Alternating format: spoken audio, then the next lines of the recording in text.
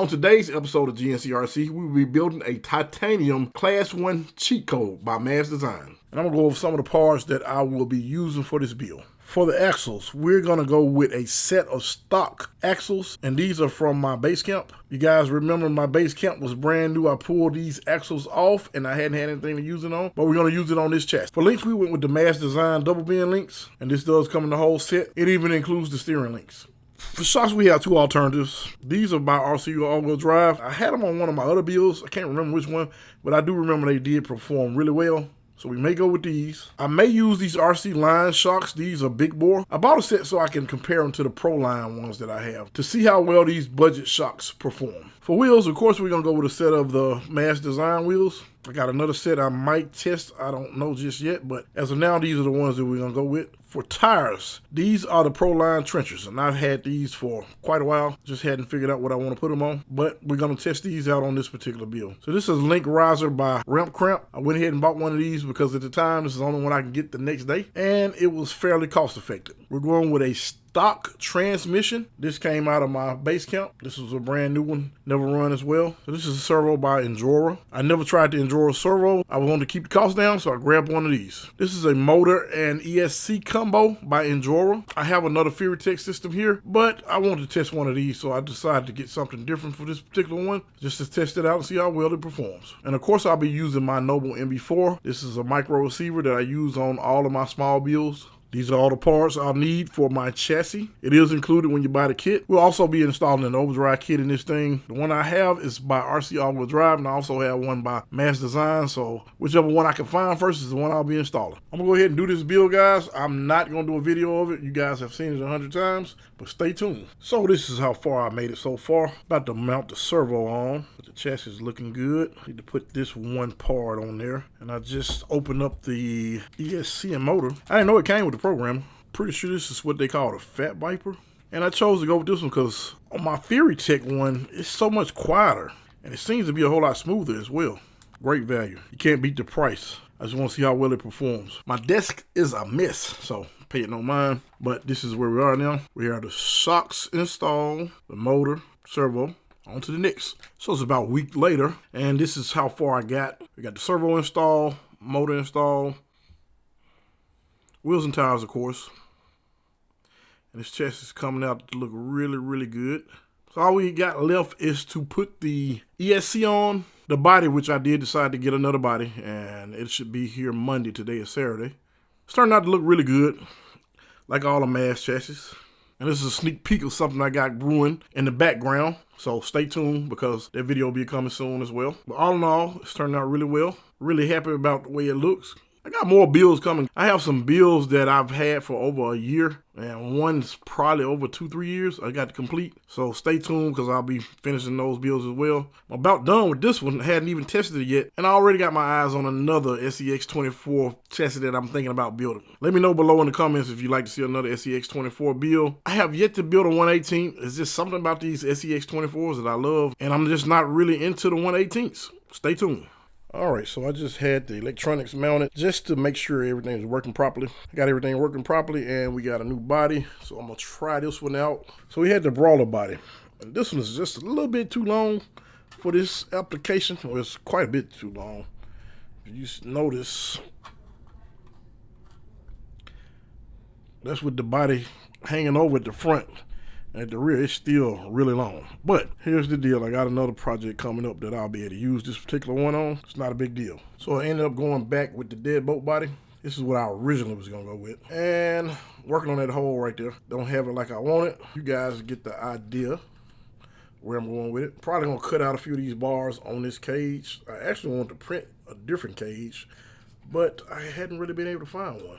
So we're going to get this thing masked up and we're going to get some paint on it. All right, guys, so there you have it. This is the first phase. I hadn't added any stickers yet, and I hadn't cut the body up anymore, which I'm pretty sure I'm going to have to. I got to add some stickers, and I may not add them because I really like this all white. I'm just not sure just yet. What you guys think? It's a little bit too plain, or think I should add some stickers? And I'm pretty sure I'm going to change these wheels out. I got something pretty special I'm going to do with these wheels. Just say I like the all white, so just stay tuned and you'll see what I'm doing with the wheels. But all in all, so far, I think it came out pretty good.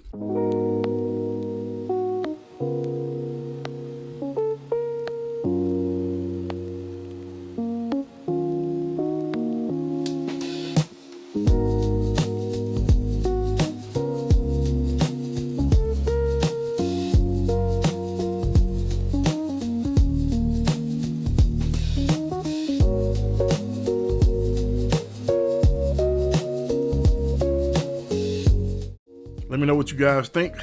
Underneath the hood, it wasn't clean as I wanted it to be. Still got a little cleaning up I got to do under here, but all in all, I think it came out okay.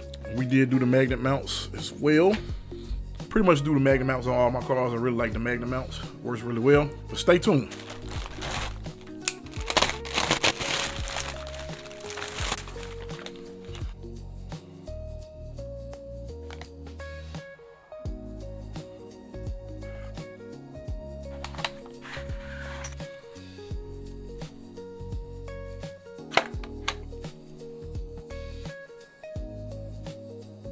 Okay, so this is the final form, and this is just for now. I'm probably gonna change a few things out. I know I'm gonna have to cut this body.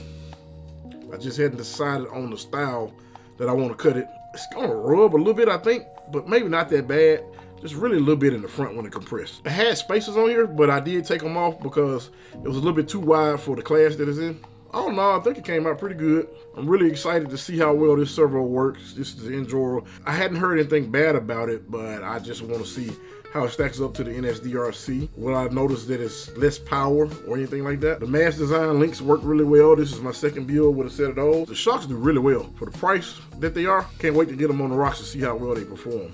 As I told you guys, I did magnet mount this thing. Now I did have to use 2 magnets in the back to lift this thing up to make sure it's the right height. I did end up going with the standard Noble MB4 Fly Sky receiver because it was just easy the way it was wired. I didn't have to shorten anything up or use the adapters. When you saw it earlier, I was using this battery, and that battery was pretty bulky. It's a little bit larger than I like to use, so I went ahead and got these Galaxy 180 packs, which are a whole lot smaller, and they fit on the skid a whole lot better. When I first did this build, this is what I had on it, but these fit a little bit better, and they take up a whole lot less space. As you can see with the wheels, these are custom. They are white, and I did go ahead and use some Injora tires because I did not want to cut up my other tires because I hadn't cut a set of tires just yet. So I wanted to make sure I was doing it right, but they came out really, really well.